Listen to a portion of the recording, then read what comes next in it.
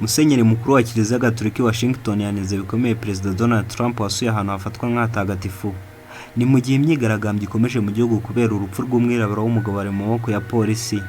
Musenyeri mukuru Wilton D. Gregoire yavuze ko urwo ruzinduko bwana Donald Trump rwo kuwa kabiri rwahaye indi sura urwo rwibutso rwo ku rwego rw'igihugu rwitiriwe Mutagatifu Yohani Paul wa kabiri. Hagati abantu babarirwa mu bihumbi za mirongo bitabiriye imyigaragambyo ahanini yakozwe mu mahoro mu bice bitandukanye by'igihugu. Mu mujyi wa New York abigaragambye barenze ku mategeko y'umukobo yari yashyizweho. Polisi ishinzwe umutekano wo mu muhanda yagabwe ngo ibuze ko hakongera kuba ubusahuzi Manhattan nk'uko byagenze mu ijoro ryabanje, kandi nta makuru yumvikanye ko hari ikintu kinini cy'umutekano muke cyahabaye. Imijyi igera kuri 40 yashyizeho amategeko akaze y'umukobo nyuma y'imyigaragambyo imaze iminsi. Iyo myigaragambyo yatewe n'iyicwa rya George Floyd, umwirabura wari ufite imyaka 46 y'amavuko kandi utari witwaje intwaro, ryabereye mu mujyi wa Minneapolis ku itariki ya 25 z'uku kwezi gushize kwa gatanu. Mu itangazo yasohoye mbere y'uko Perezida Donald Trump kuwa kabiri asuye iyo kiliziya y'urwibutso rwitiriwe Mutagatifu Yohani Paul wa kabiri, Musenyeri mukuru Wilton D. Gregoire yavuze ko ruhonyora amahame nyobokamana avuga ko abakristo gatolika bagomba kurengera uburenganzira bw'abantu bose. Ati birenze ukwemera kandi ni ibyo kunengwa kubona ahantu hari hose nta kiliziya gatolika hakoreshwa nabi cyane nk'uko hatanga indi sura mu buryo buhonyora amahame nyobokamana, adusaba kurengera uburenganzira bw'abantu bose nabo dushobora kuba tutavuga rumwe.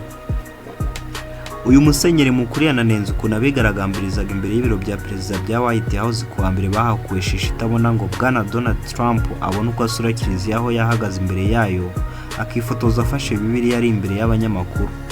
Yavuze ko Mutagatifu Yohani Paul wa kabiri atari gushimagiza ikoreshwa ry'imyuka iryana mu maso n'ibindi byo gucubya bigamije gucecekesha, gutatanya cyangwa gutera ubwoba bigaragambya ngo akunda abona akanya ko kwifotoreza imbere y'ahantu hasengerwa.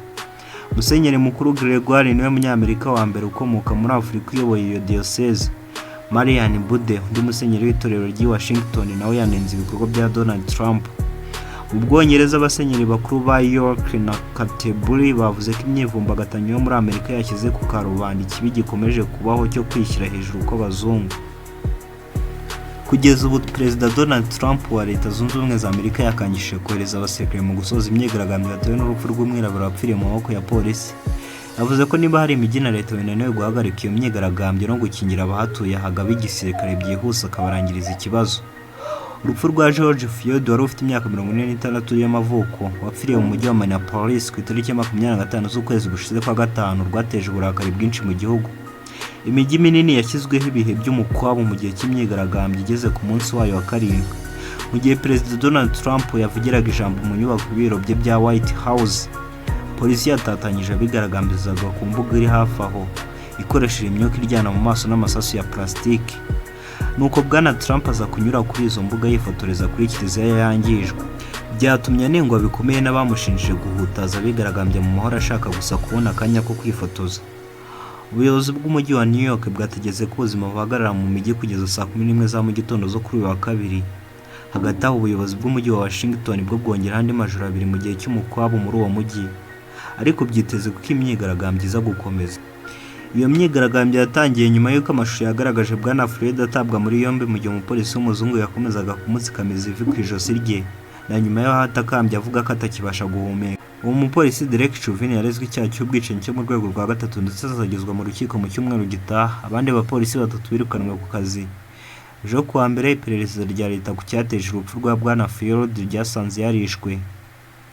Kuwa mbere w'iki cyumweru nibwo bwana Donald Trump yavugije mu busitani bwa Rose Garden bwo mu nyubako ya White House.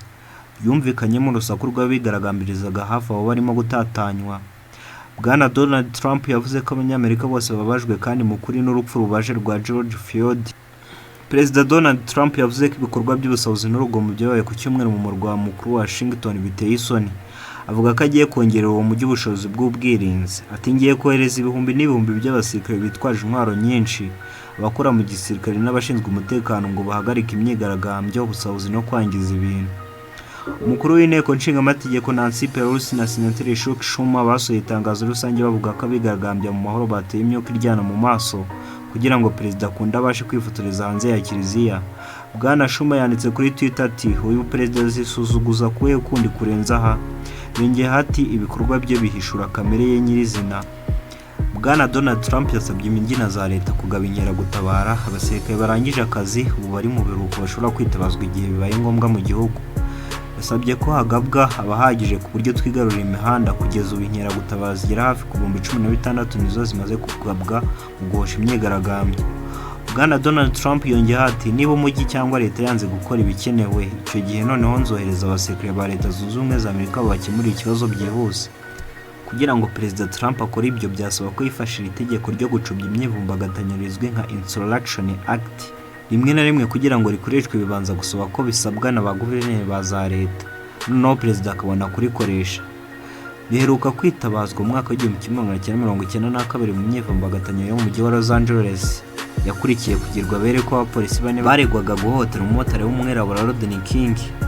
Ayo magambo yo kuburira ya Bwana Donald Trump yahise anengwa n'abakuru bo mu ishyaka rya mukeba ry'abademokrate. Joe Biden ufatwa nk'uzahagararira ishyaka mu matora ya perezida yo mu kwezi kwa 11 uyu mwaka yavuze ko Donald Trump ari kugerageza gukoresha igisirikare cy'Amerika mu kurwanya abanyamerika.